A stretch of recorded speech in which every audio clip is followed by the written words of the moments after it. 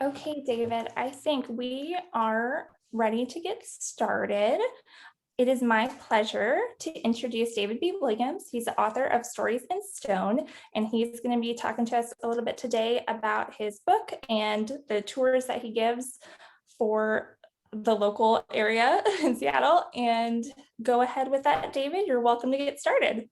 Great. It's an honor and pleasure to talk to all of you today. This is the second time I've spoken to a group like yours from this group. And so for me, the first time I did it was for the Seattle group. So it's really fun to reach out further afield. And the talk that I'm going to give looks at building stone from around the country, trying to tell some stories of human and natural history. I'm going to do the classic Zoom thing of share screen, and then let's make sure I can do that. And then we will go from there.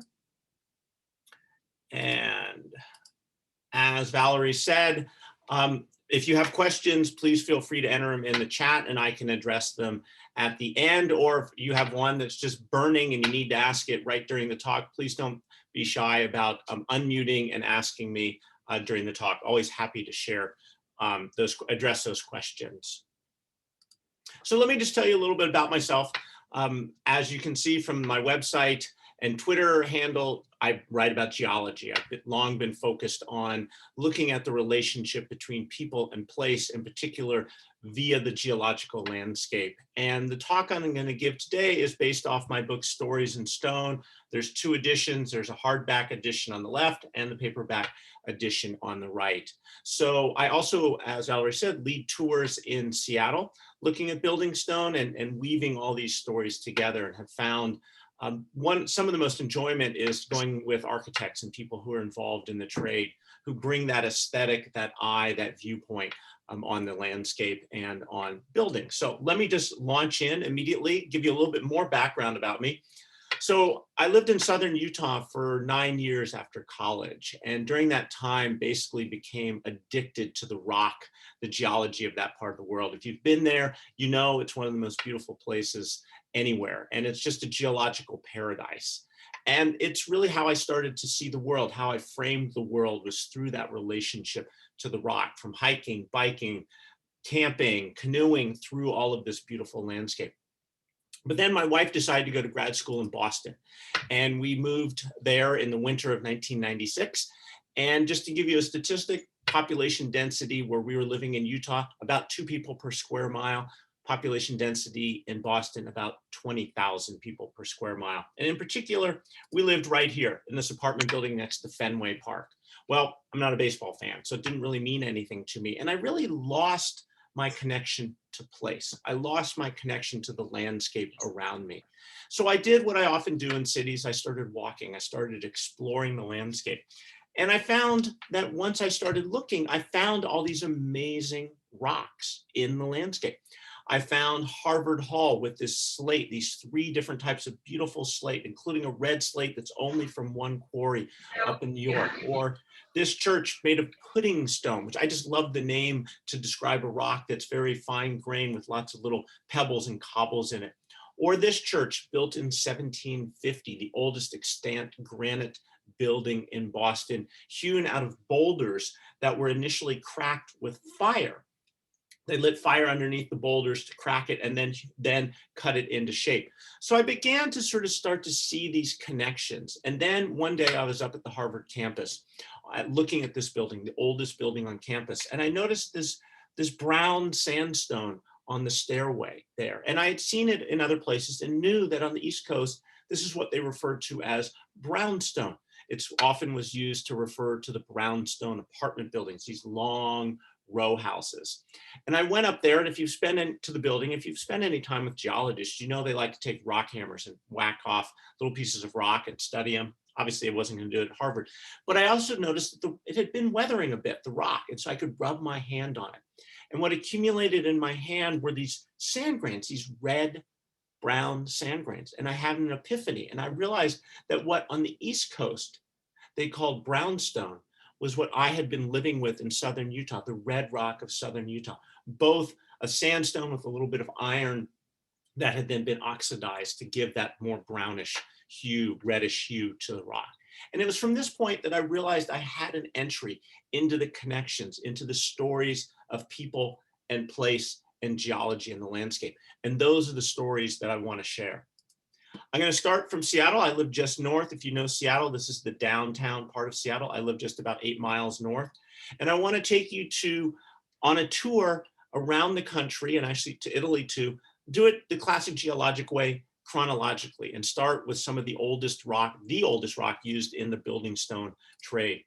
It comes from a quarry just about 100 miles to the west of the Twin Cities in the little town of Morton, Minnesota.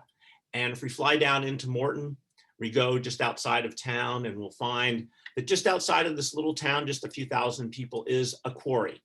And it's a quarry that's not used very much. So like many quarries, it's flooded. As they cut down into the rock, they hit the groundwater table and it rises up and you get a flooded area.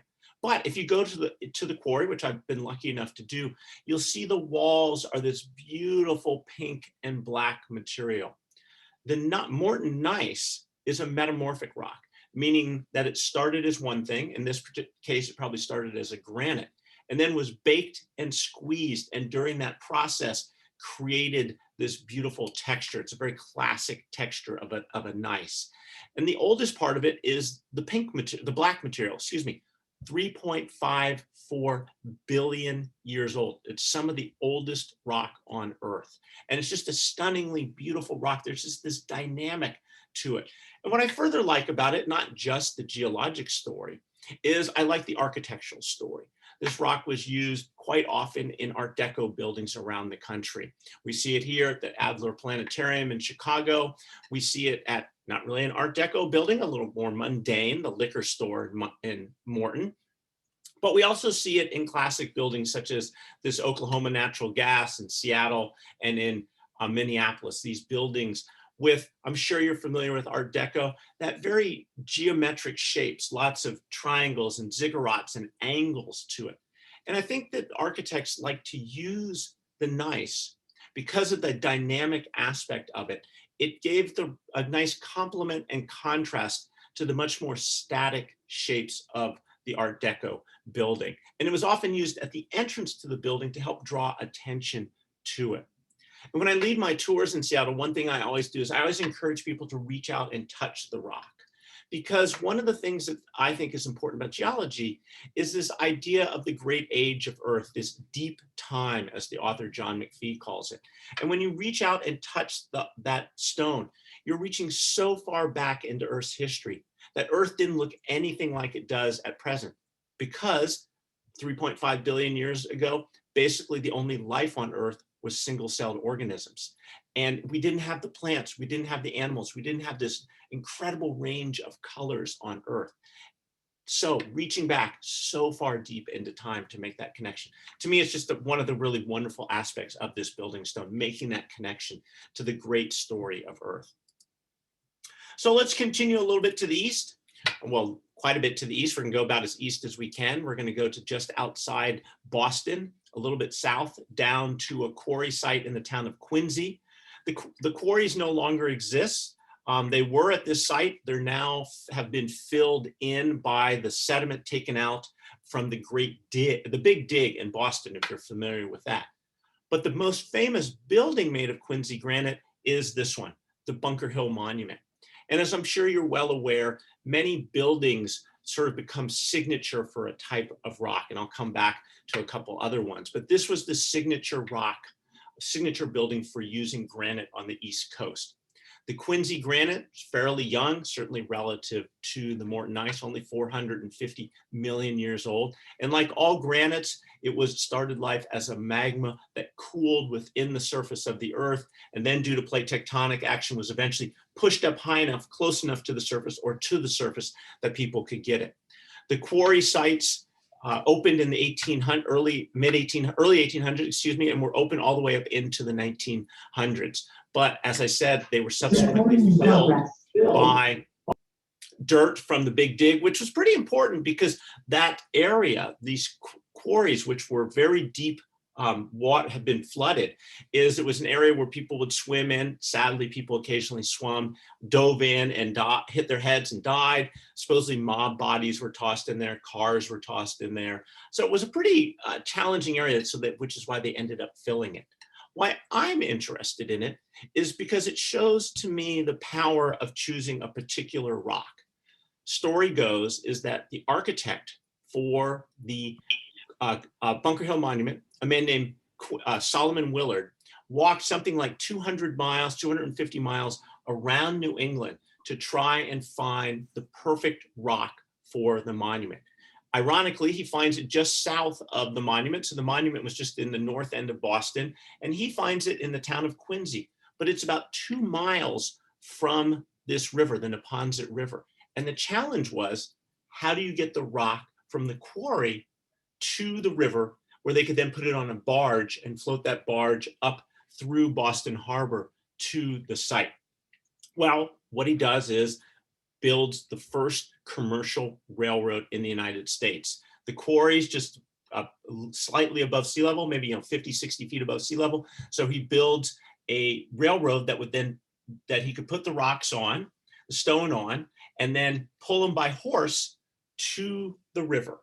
And with the development of this railroad and the opening of the Quincy quarries, granite becomes the premier building stone in New England during the 1800s. It was critically important. There's still a few things left. You can see this old part of the railroad. This is the last bit of the railroad left, but it really fundamentally changes the whole aspect of building in the New England area due to this one area, due to the Quincy granite, which is just a beautiful classic granite, somewhat dark granite, takes a very nice polish on it.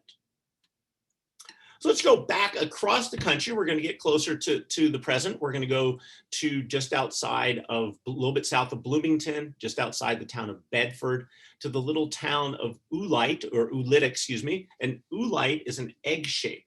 And this refers to the shape of the grains of what's known as the Salem or the Indiana limestone, the most commonly used building stone in the United States. It's the only building stone that I've been able to trace to buildings in all 50 states.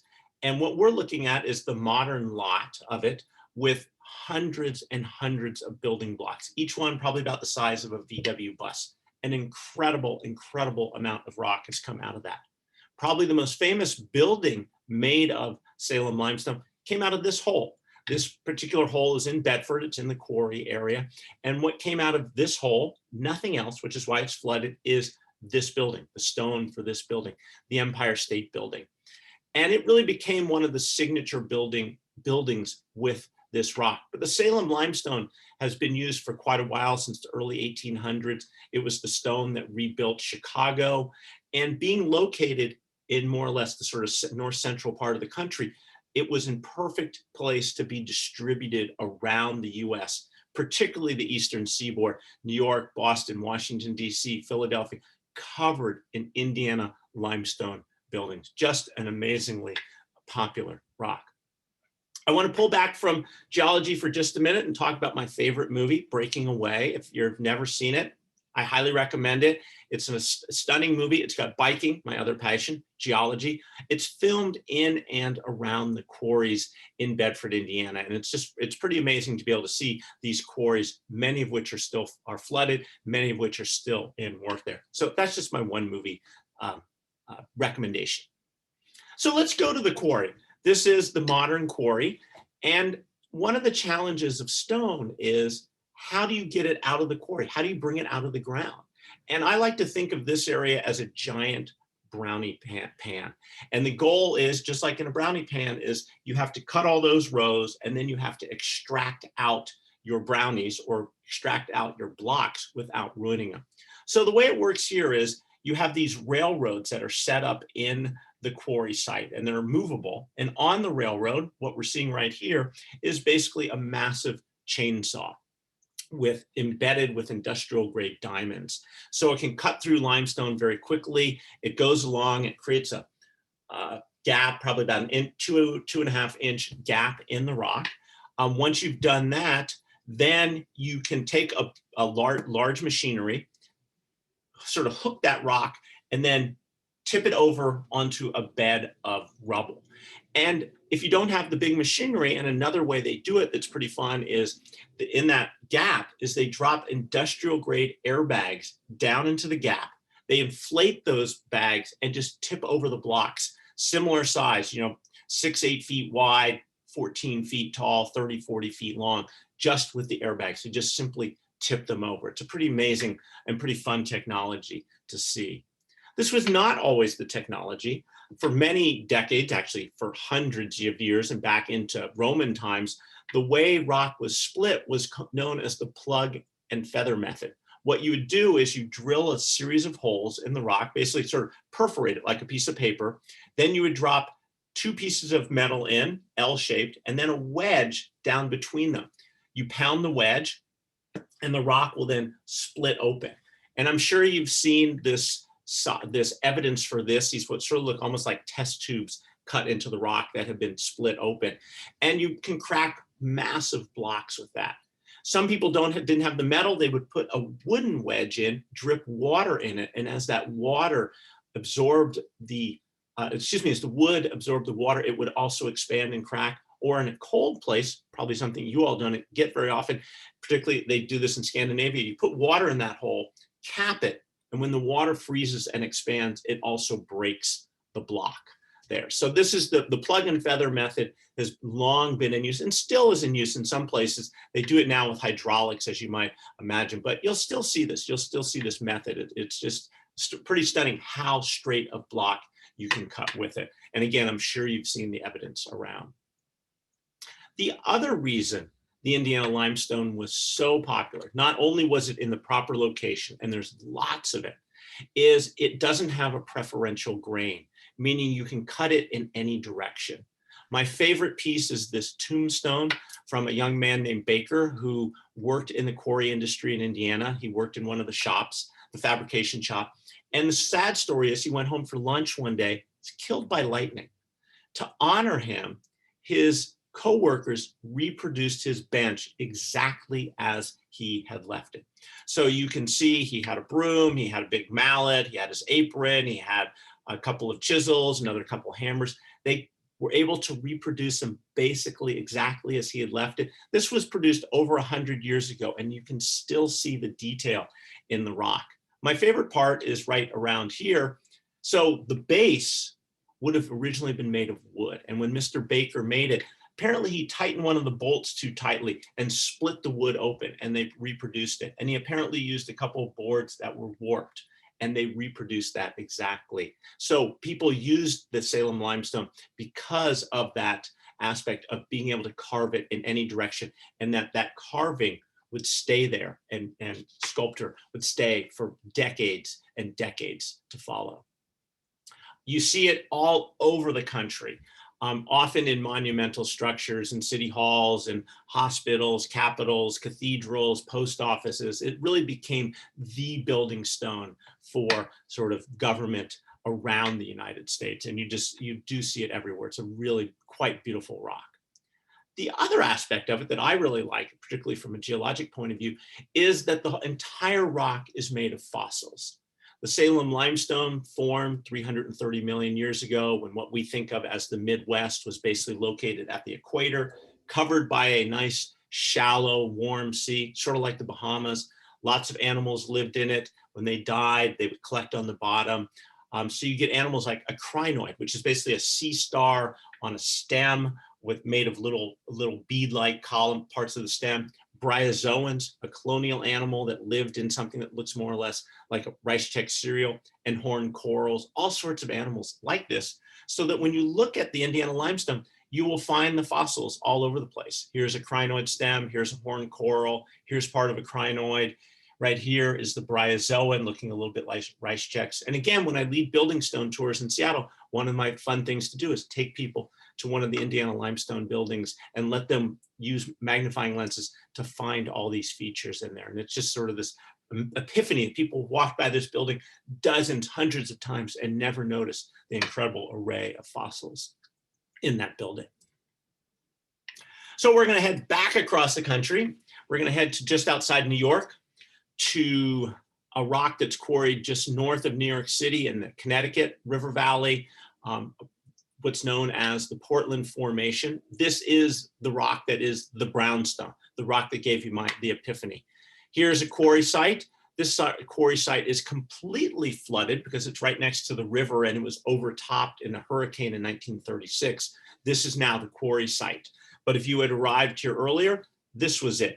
These quarries have been in existence since the mid 1600s, and it became the rock that went into New York City, Boston, Philadelphia to build the brownstones, these long, long row houses that just stretched across the entire city. Everybody lived in brownstones, from the poor to the most wealthy people in these cities. This was the building material. Sadly, it's not being used much anymore, and we see many of them have been destroyed over time, but there's still, you can find these long rows, particularly in Brooklyn. They're pretty fun to see.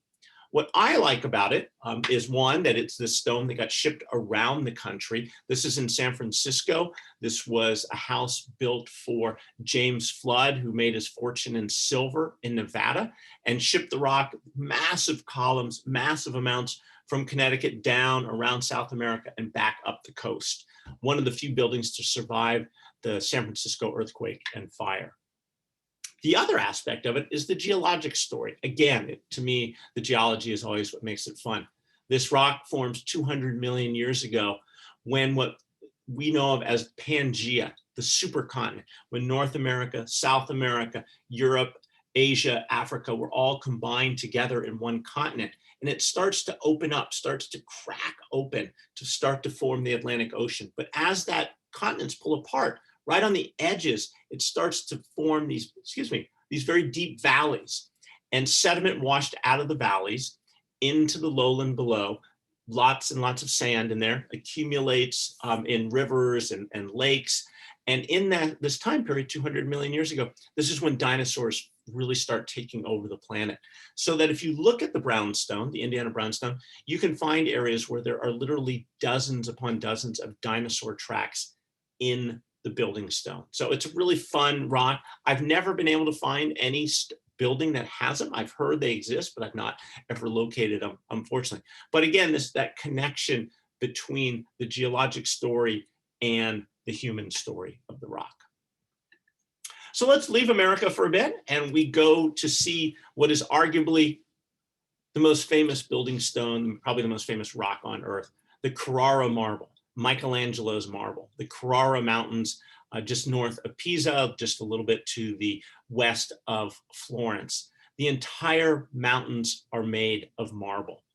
Marble, like gneiss, is a metamorphic rock, meaning it started as one thing and ended up as something else. So if we took that Salem limestone and baked it and squeezed it, we would convert it into a marble.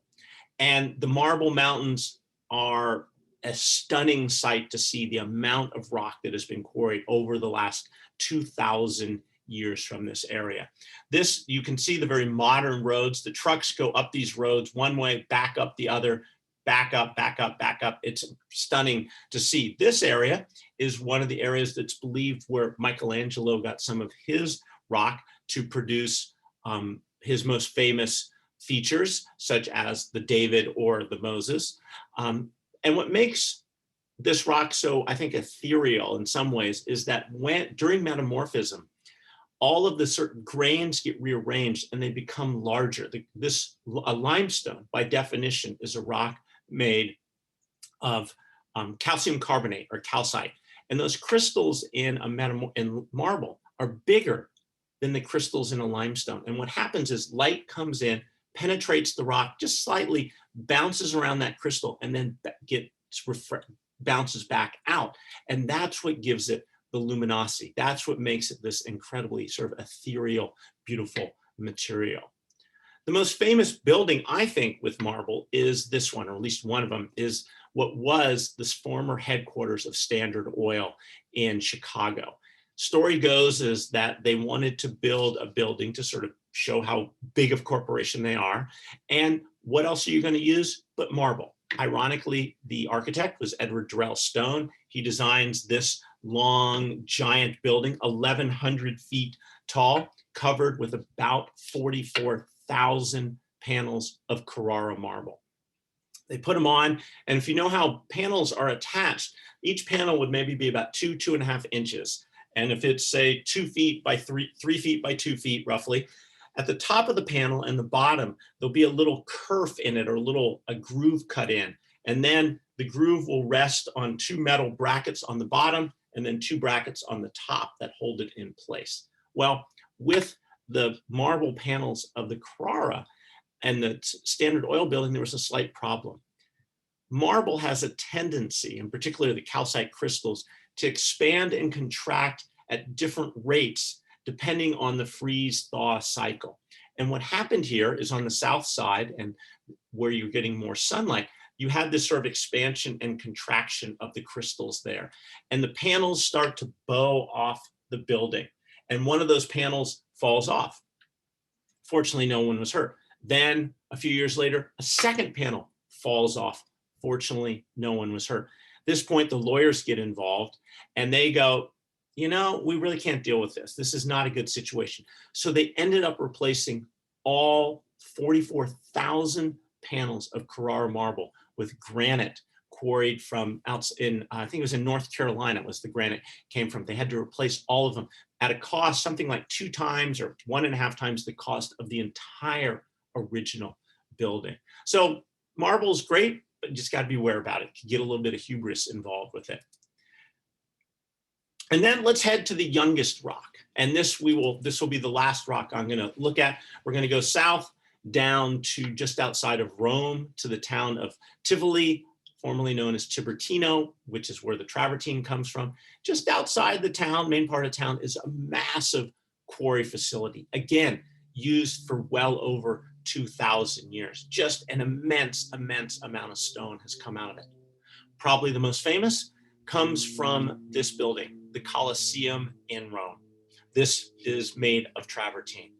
Travertine is also a type of limestone, but instead of forming in the sea, like most limestone does, travertine forms in hot springs. And what happens is warm water percolates up through limestone, and when it reaches the surface, the pressure changes, the water becomes super saturated in the mineral calcite, and it settles to the bottom of, say, a pond. If you've ever been to, say, Mammoth Hot Springs in Yellowstone, that's what's happening. Settles in a pond very, very rapidly. You can get layer upon layer upon layer, so that maybe a layer that's 1 inch thick might form in just a couple of years. In the Salem limestone, that would have taken thousands of years. Plus, this travertine, extremely young, only about 80,000 years old. But let's zoom in, look at the arches in the Colosseum. And what I love about these arches is they illustrate the brilliance of the Romans' building techniques. I'm sure you're all aware that the greatest sort of pressure stress points of arches are at the keystone and at the base of them, when you have all this pressure being pushed down. So the Romans understood this. So at the base of the rock, all of the layering is horizontal like this. So all the pressure is perpendicular to it, and it resists that compression. But as you go up the arch, the layering changes. It changes until you get to the keystone, where it's vertical now, because all that stress is coming from the side. And now again, it resists erosion because of that aspect of the story. So it's a critical part of how the Romans built their buildings. And they used travertine everywhere. You see it on bridges, the Ponte Fabricio, which is even older than the Colosseum, these wonderful water fountains, Bernini sculpture. And then this building, the Theater of Marcellus, one of my favorite buildings in Rome. And what I love about it is, again, it illustrates the brilliance of the Roman building technique. So what we see here are 2 types of rock. You may be familiar with the idea that Rome is built on 7 hills. And those 7 hills are all little volcanic centers, sort of little pimples of magma and lava that pushed up to the surface. They've solidified to form a type of volcanic rock called tuff, which is basically composed of ash and gas and little particles all cemented, more or less cemented together. Tuff is an interesting rock, is that it is very resistant to fire. When it's in fire, it does very well. but it doesn't do well under compression. So if you squeeze it, it has a tendency to fall apart. Travertine, so this is what the brown material is in these columns. Travertine, which is the white material in the Theater of Marcellus, is a rock that is not resistant to erosion. And Rome was burning all the time during certainly its early days before it really became the empire. But it burned, but it withstands compression, as I said. So the Romans understood this. So the keystones to all the arches in this building, those are made with travertine. The base of the arches also made with travertine, the areas that needed to withstand compression. And so the Romans not only created an aesthetic with this matching the brown and the sort of oatmeal color, but they also built a building that was built to withstand the issues that they were dealing with in Rome in terms of fire, in terms of architecture. Probably the most famous building in the United States that uses travertine at present is the Getty Museum in Los Angeles, this massive, stunning complex of buildings up on this hill. And the Romans, the architect for it did something very different. Most travertine is like this. So what we're looking at is we're looking at the beds of the rock. It's almost like we're looking at the pages of a book stacked up like this. So these are all these little beds here. Normally, the way the rock is cut is you cut a thin slice perpendicular to the bedding plane, so you will see that layering effect, all the layers.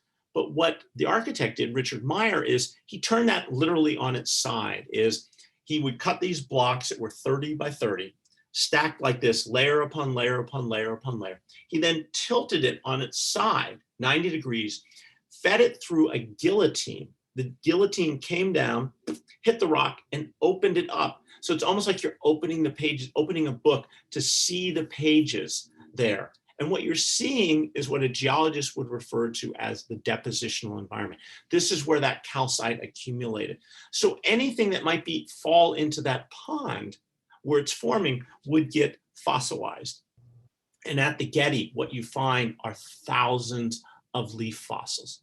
And because that travertine accumulates so quickly, it is incredible detail. You can see insect damage on this leaf right here. You can see all the veins in it. You can tell if the leaf is right side up or upside down. And to Meyer's credit, one of the things he did was at the stairways at the Getty Museum, you can see our areas where you slow down. Those are the areas with some of the best panels of fossils in it.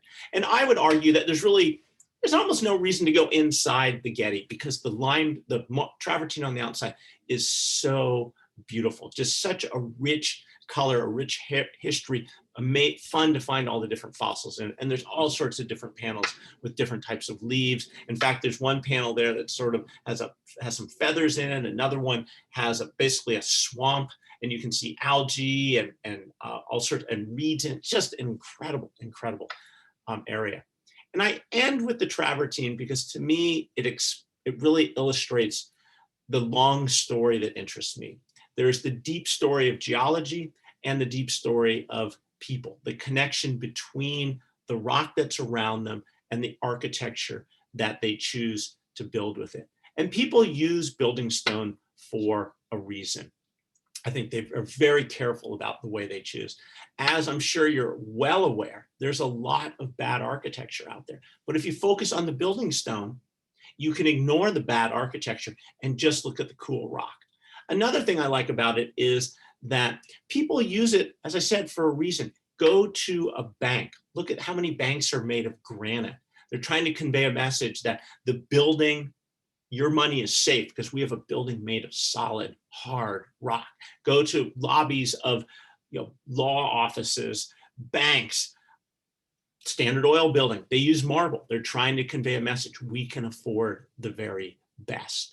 And the third reason, and the reason that I find it particularly most interesting, is I think we're often told that nature is out there somewhere, that you need to go to a national park or a state park to find interesting stories of natural history. And to me, they are all around us. All we have to do is sort of walk through a city, slow down, be more observant, ask questions, pay attention, and those stories are all right there. Thank you. Again, if you have questions that I don't answer now and you want to contact me via my email, you can contact me via wingate@cnet.com. If you are interested in buying either copy of the book, this will just be my one announcement about it. They're available through the website. Happy to sign them, pop them in the mail to you. It's always a pleasure to be able to share those further stories with you. And I will do a stop share and open it up and see what questions we have. I'll look in the chat. So does anyone have any questions they'd like to ask? Always I my have a pleasure. question. Yeah. Oh, I'll let someone else go first.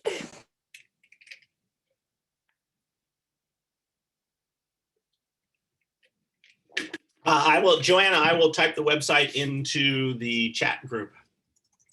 geologywriter.com is my website. Thank you for asking. You had a question, Valerie? I do. What is your favorite stone? What is my favorite stone? Well, my email address, as you may have noticed, is Wingate. And not my name, obviously. And the Wingate is the massive layer of red sandstone in southern Utah that makes up the big walls around the national parks, if you've been to Canyonlands. So that's probably my favorite rock. I mean, that's really where I sort of became seduced by geology. I mean, I have a degree in geology, but it was there that I just fell in love with it. And that rock is still, whenever I see it, it's such a beautiful, beautiful material. Awesome, thank you.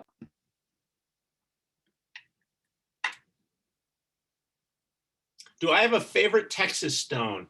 Well, it's interesting. There's some buildings in Seattle that have a limestone that's very rich in fossils, lots of shells in it. And I've been asking around about it, and I've now concluded that I think it's the Austin stone, I think is what it's called. And I've seen it a couple of times in buildings. I have no idea why it's here. And so sort of by default, that's my favorite, because if that's what I think it is, it's the one I know. And it's just fun to see, because I'll be walking down a street in Seattle and a building will just randomly have all these fossils. And being the dork that I am, if anyone's with me, I'm like, hey, come here, come here, come here, you gotta look at this. And my wife is very tolerant. The other one is, and it's the cover of the book, is this building right here, which is not too far from Texas. This is in Lamar, Colorado, and it's a gas station that was built in the 30s, made of petrified wood. And that's one of my favorite buildings. And this is just a fun story behind the guy who built it. How did he get the rock? Did he steal it? It deals with Pop Rocks candy, all sorts of fun stuff.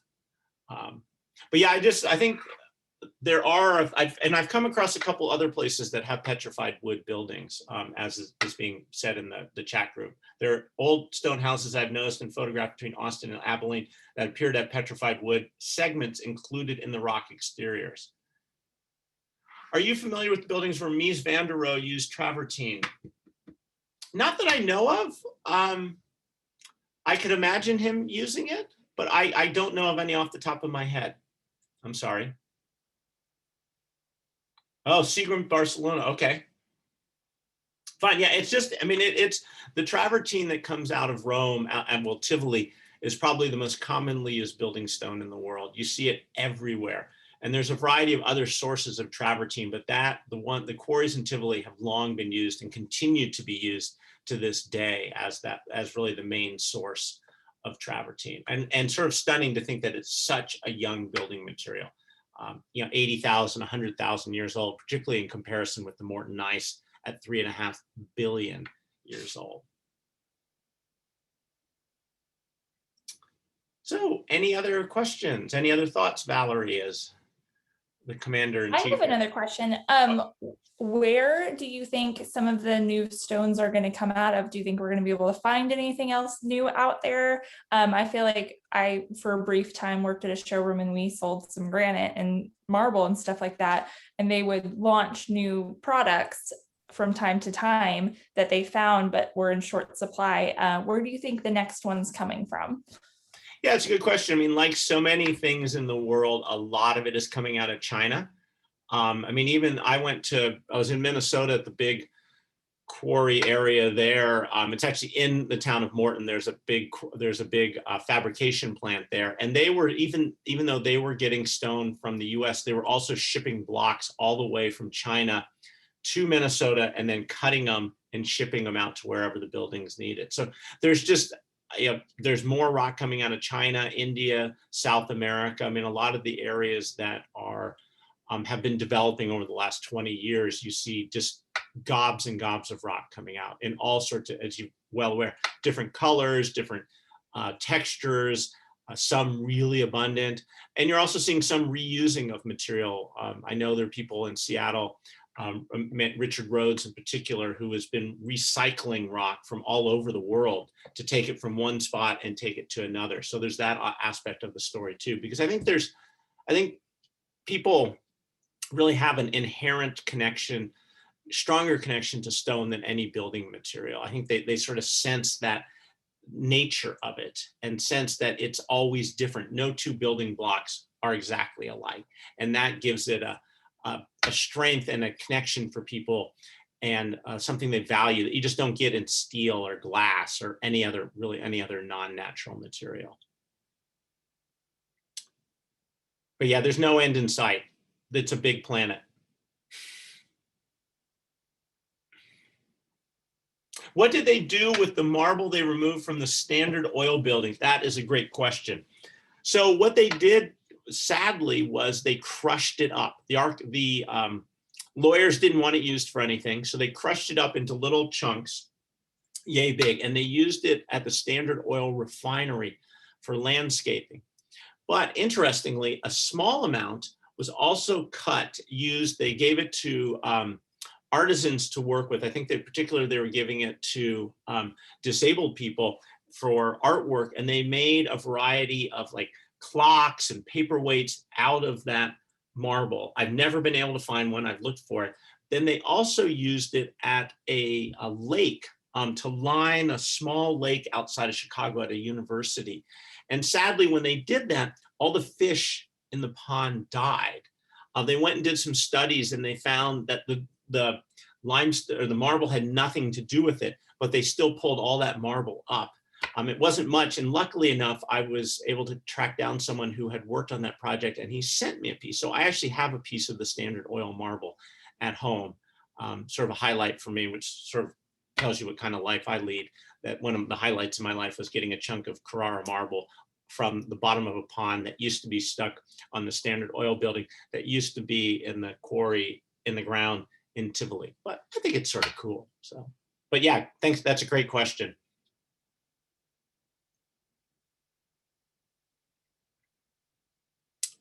All right, Valerie, we want to tie the bow? I think we're good. We have a couple of people who asked if this was going to be available afterwards, so you might be getting more emails and questions after the fact. But yeah, this was super awesome. Like, this was really amazing. I'm very, very excited.